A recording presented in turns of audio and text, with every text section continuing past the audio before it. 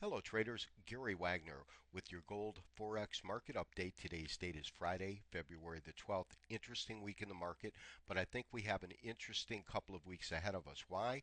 Because I'm seeing the following setup.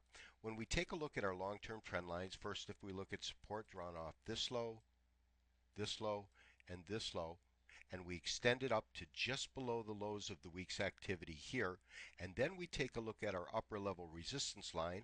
Of course, this is based off this all-time record high and this high here, as well as this high. We have a pennant formation forming.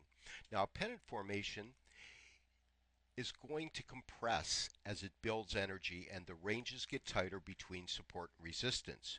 Once it comes to the tip of the pennant, because so much energy has built, it is likely that it's going to break very, very hard either to the upside or the downside.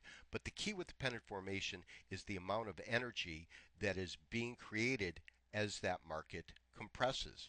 In fact, the last time that we witnessed a pennant formation in gold is back in this area right here. In fact, this is when we had our double top as it was breaking 1,000 here and here. And as you can see, when it came to the tip of that pennant in this area, not only did it break up, but that's when it went to record highs. Is this going to repeat itself? Well, only time will tell. But I can tell you one thing. When you do see a pennant formation, the possibility of a breakout is pretty great. Now, we did initiate a buy recommendation this week, and it was based on a couple of candles to start the activity. Of course, we had quite a sell-off. The market's been, of course, in a downtrend overall since it hit the record highs, but we saw the market move in just under a week from a high above 1116 to a low at 1044. When you consider the range between 1044 and 1116, 1120, we had a tremendous range, almost $100 in a period of 1, 2, 3 trading days. Of course, the market really did sell off on the day of the doji. And the doji is really where we saw, I think, our first indication that the market, in fact, was bottoming. The doji, of course, is a candlestick in which you have an open and close that are the same or almost the same. But what was significant about this doji was the length of the tail.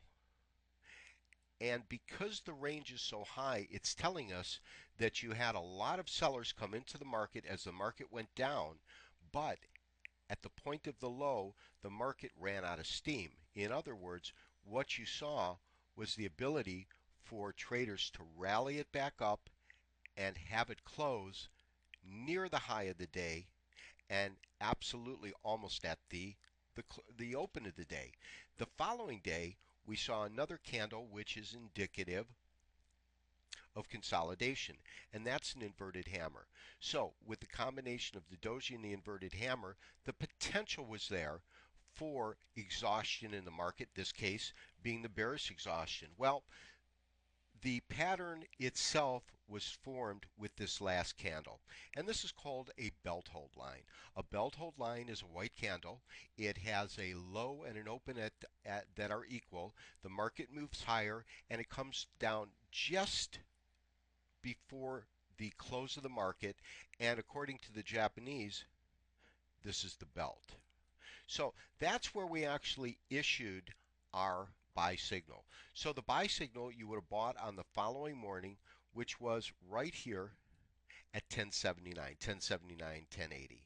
We then issued a recommendation for a stop, and the place it really made sense was below these bodies. So we placed our stop at 1060. The market did have some follow through.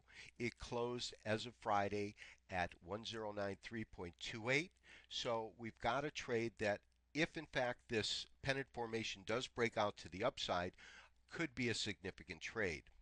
The other thing that we saw in the marketplace itself that gave us an indication, and this of course happened later on during the week, were the oscillators. And so what we did witness was both the MACD as well as the fast stochastic crossing.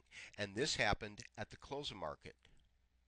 So that we got a close here with our stochastics now crossing. And then when we look at the MACD, you'll see the same thing happening. So the MACD also crossed. And that was significant of a market that was in fact oversold. We'll take a look at it, of course, as we go through next week and see what we are going to witness. But as for now, I think that we could see an interesting setup with this pennant formation forming. This has been Gary Wagner with your Gold Forex Candlestick Market Update. Good trading to y'all.